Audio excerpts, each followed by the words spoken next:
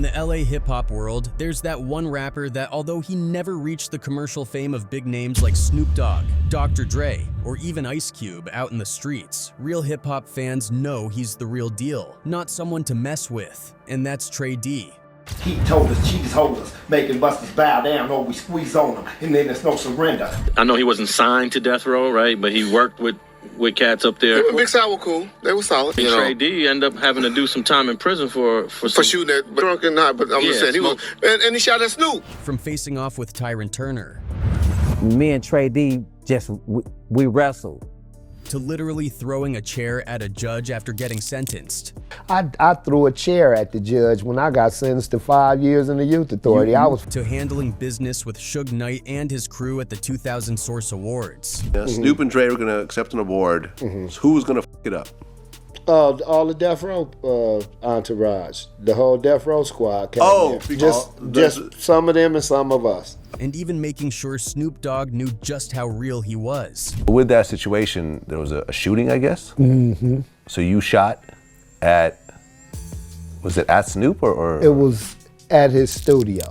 Trey D has never been that gangster rapper to mess with. Let's get into it. In 2000, during the Source Awards being held in LA, a situation came up where the event was disrupted. Hip Hop Awards show, which was stopped by police in Pasadena, California on Tuesday night after fights broke out in the audience and spread up onto the stage. UPN is taping new segments to fill out the show, which means you won't be seeing a lot of what actually happened. It all escalated when Snoop Dogg and Dr. Dre were supposed to hit the stage and accept an award that night, but Death Row wasn't having it. They was coming to try to disrupt Snoop and Dr. Dre from getting on stage and accepting the award. This wasn't the only Source Awards where Suge Knight and his crew threw off some scene. There was the one with Puff Daddy at Madison Square Garden. Any artist out there want to be an artist and want to stay a star and don't want to have to worry about the executive producer trying to be all in the video, all on the record, dancing, come to Death Row. But the situation with Trey D, Snoop Dogg, and Dr. Dre was LA. And in LA, Death Row had to be part of the show. No way around it. Then you wasn't finna come to LA and have no award show without inviting Death Row. Okay, fair enough. That wasn't gonna happen. By then, Snoop Dogg had left Death Row and Dre was long gone, but they were still getting honored. And that didn't sit right with certain people. Yeah, Snoop and Dre were gonna accept an award. So who was gonna f it up? All the Death Row entourage, the whole Death Row squad came there. The whole Death Row crew was in the building, ready to cause trouble. And Death Row was gonna basically f all that up. Yeah, they was coming there to, y'all ain't getting no award, we gonna take off and, all that. Trey D and some homies from 60s were on stage when it all kicked off. Me and one of the homies from 60s was up there. Another homie from 60s came up there. Even King Lou, who was also part of the 60s, later rapped about it. And asked me to the Source Awards when I caught him. While y'all was pacing, the homies was bringing up situations. So before things got out of control that night, security rushed Snoop Dogg and Dre out the back. Then it was just a standoff. The security rushed Snoop and everybody out the back. Once they started coming to the stage, they rushed Snoop and everybody out the back, so we had a little standoff. Police came in, sprayed mace, and shut it down before it got worse. Right now, the network will be airing a performance by Method Man and Red Man, among other things, and also broadcasting a bromide calling for more peace and less violence in hip-hop music. UPN's Source Awards special will air next Tuesday night. For everyone who was there, the energy was unforgettable. Trey D and Snoop Dogg were tight back in the late 90s and early 2000s as part of Eastsidaz with Goldie Loc.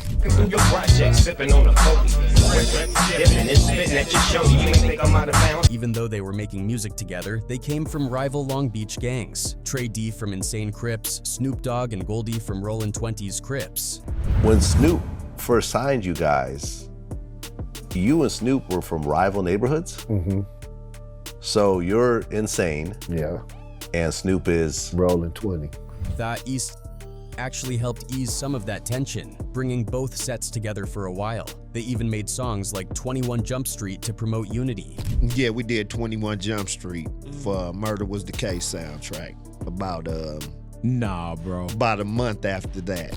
Dedicated to the East Side, 21 Street. My favorite and your favorite, Snoop Froggy Dogg. Things got messy when money got involved. Trey D felt like Snoop Dogg was keeping most of the profits while he and Goldie only saw scraps. It was a money situation. Yeah. Over royalties?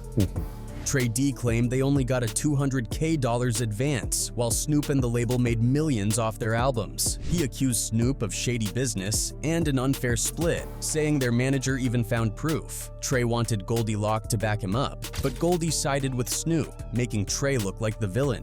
For 2 years, Trey tried to settle things peacefully, but Snoop wouldn't budge. Eventually, his frustration hit a breaking point. He showed up at Snoop's house demanding his money. With that situation, there was a shooting, I guess? Mm-hmm. So you shot at, was it at Snoop or? It was at his studio. Instead of facing him, Snoop Dogg allegedly ran off in his truck, even as his own bodyguard told him to come back. The next day, when Trey returned, things escalated. Snoop Dogg's people reportedly fired shots at him. Oh, but one of his security shot at me initially. That turned a money dispute into a full-on street conflict. You know what I mean? Okay. And, you know, I responded in kind. Okay. You know. Rumors spread that Trey was trying to shake Snoop Dogg down, but he denied it, saying Snoop Dogg had actually been paying other Long Beach homies for protection. For about 5 years, they didn't speak at all. By 2008, 2009, they finally squashed the beef. Actually, I called him on the phone 5 years later.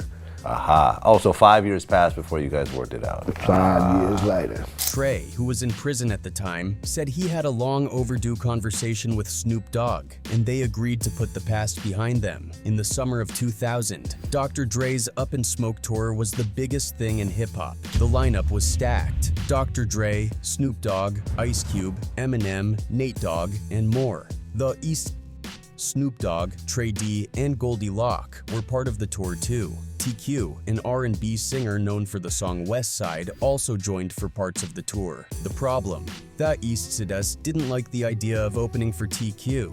I know we had an issue with TQ being us opening for TQ. We had an issue with that. To them, it was disrespectful for a hardcore rap group to go on before an R&B act. It wasn't personal beef. It was about respect. Trey D later said tensions flared because they felt slighted by the tour lineup. I think we had G'd Up, we had Got Beef, you know, which J.O. Felony featured on with the Eastsidaz. We confronted everybody up to Dr. Dre about it.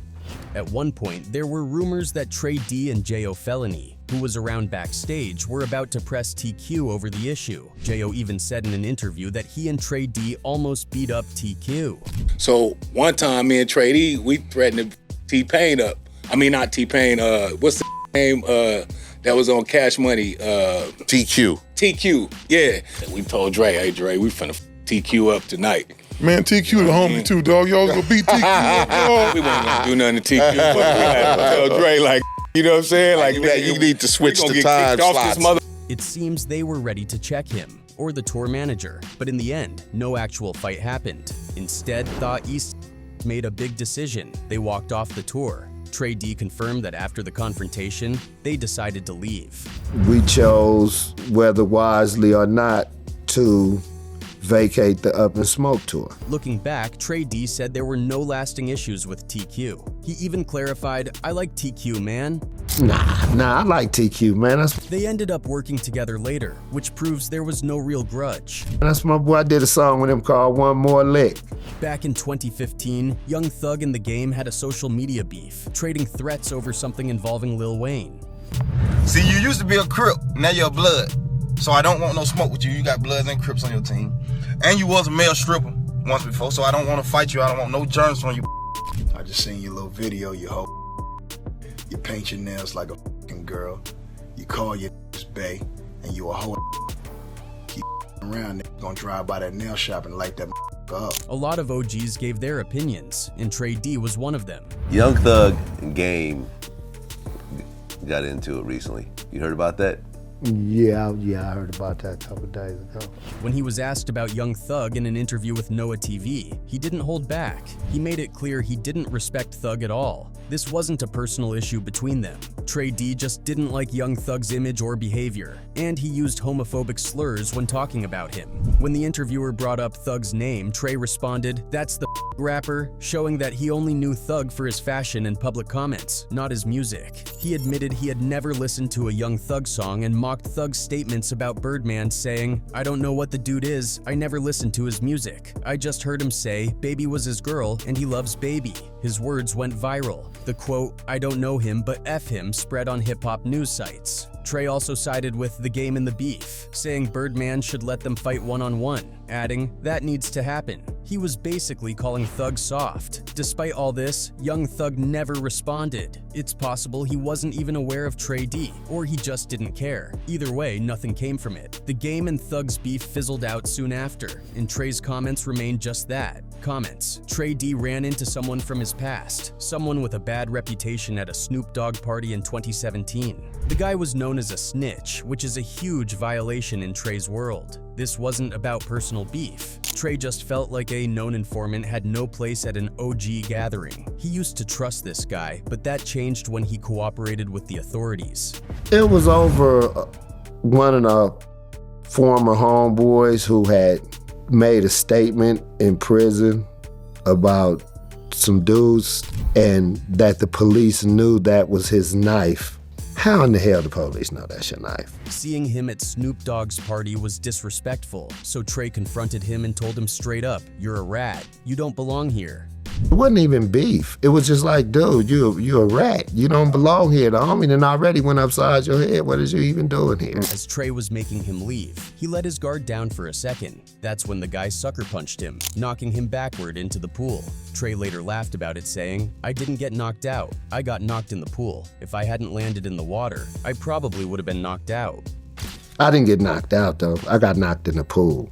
Oh. Yeah.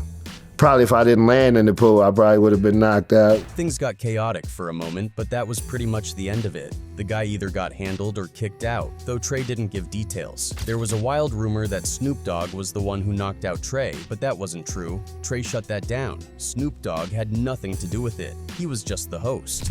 They didn't claim that Snoop was the one who did it? No, not at all. So, this situation that he's talking about, did it happen? Yeah. For Trey, this wasn't a real feud. He was just enforcing the code. No snitches allowed. He didn't retaliate, maybe because people stepped in right after the punch. The guy's name never got mentioned publicly, likely to avoid giving him attention. In a 2024 Vlad TV interview, Trey told the story with a smile, almost joking about how he ended up soaked. He still has no respect for the guy, but there's no ongoing drama. In the end, it was just one wild night, one punch, and one unforgettable party story. It all started when Vlad asked Trey D about X-Raided's take on gang culture.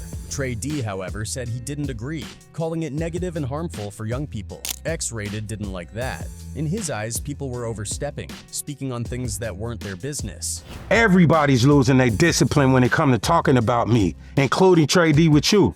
That's not what's supposed to happen on no gangster. He called it out straight. He made it clear. Some people had no right to speak on his situation. He felt like he was always being watched, even in prison. He believed people were trying to push him out, spreading rumors and working against him. And them motherfuckers didn't have no business investigating what I was doing, but they gonna do it because who has the most important business? Who has the funnest business on the yard? X-Raided does. When it came to prison life, he wanted the truth out there. He told Vlad to ask real questions. How much time did these people actually serve? What level yards were they on? What prisons did they do time in? Listen to me, Vlad. When you interview another talk about prison, I want you to ask them how much time they had. And that's a trick question. Because when they tell you the answer, if it wasn't enough time, that means it was level 1. He also made one thing clear. Not all prison experiences were the same, and not everyone could speak on his level. X-Raided had done real time, years in Pelican Bay, Corcoran, New Folsom, and Salinas Valley. He wasn't just caught up in prison politics. He had been in real conflicts. So when people talked like they knew his experience, downplayed it, or questioned him, he wasn't letting that slide. And to come and speak on a motherfucker that went to Pelican Bay. Speak on a that was at Corcoran. Speak on that walked the yard at New Folsom at open Salinas Valley and went to war. Even they homeboys riding in wars I was in. In his mind, he had earned his respect. He had been through it all and survived. Now, he wasn't staying quiet. If anyone wanted to speak on his name, they better come correct. Tyrin Turner was part of Snoop Dogg's circle, and the incident happened at a party Snoop Dogg hosted, maybe even at his house. Over time, rumors made it sound bigger than it was. In reality, it was just playful roughhousing, not a real fight. Whatever that is, it's not nothing where it's like beef, none of that. Even Trey D said there was no bad blood. Trey called it horseplay. So it was just horseplay. You call it horseplay.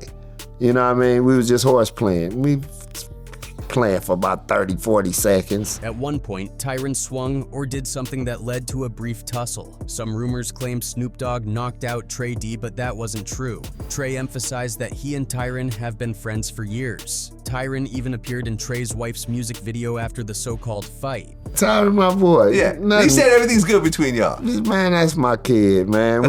He was in my wife's video. She did a song named Kane. If there was real beef, that wouldn't have happened. Goldie Loc was the third member of TERRORIZED, repping Rollin' 20's Crips like Snoop Dogg. Goldie Loc, who was he affiliated with? Rollin' 20 Crips. When things fell apart around 2002, 2003, Trey D felt betrayed by Goldie for not standing with him in the money dispute against Snoop Dogg. He believed Goldie either took Snoop Dogg's side or stayed quiet instead of fighting for their fair share. In Trey's words, "Goldie never showed loyalty to me, even though we were in the same boat. Unlike the fallout with Snoop Dogg, there was no violence between Trey and Goldie, just distance. By 2003, their friendship had grown cold. While Trey was locked up, they spoke a few times, but Trey said Goldie either dodged him or straight up lied. In a 2009 interview from prison, Trey made it clear he had no interest in working with Goldie again, except to be paid for his contributions to Goldie's Still Eastsidaz project. He felt Goldie had used the Eastsidaz name and his work without giving him proper credit or support. For years, they stayed apart. Trey called Goldie disloyal and swore a reunion would never happen. But time has a way of changing things. In 2022, Snoop Dogg's revival of Death Row brought the crew back together. After 22 years, Thought was reunited, performing at Snoop Dogg's Super Bowl week events. The Eastsidaz reunited last year. Right. After how many years? 22, I believe, after 22 years.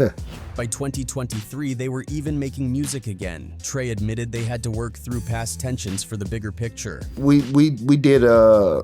shot a video last night with the Dogg Pound, a new song called We All We Got, and we brought that aspect back. It was homies from each side. While it's unclear if their personal bond is fully repaired, they've made peace professionally. Their 2023 single, We All We Got, symbolized that, showing the world that after all the drama, Thought could still stand together. Fuck it up, ain't no bigger than the program. It's Death Row, so you know we fear no man. On November 6th, 2003, Trey D got caught up in a shooting in Long Beach. And there was some guys in Long Beach that tried to step on my toes, and it's just something that just flared up, you know. He fired at a group outside a business, but no one was hit. Police arrested he was facing 122 years for attempted murder, assault with a firearm, and other gun-related charges. I was actually facing 122 years. 122 years? Yes, for gang. I was facing 50 years on gang allegations alone. By February 2005, he was sentenced to 12 years in prison. He served 9. The official motive was unclear, but it was likely gang-related. Trey D, a high-ranking insane Crip, reportedly shot at rival Crips, specifically Rollin' 20's. That's significant because Rollin' 20's was Snoop Dogg and Goldie Loc's set. Just years earlier, they were allies in Thought.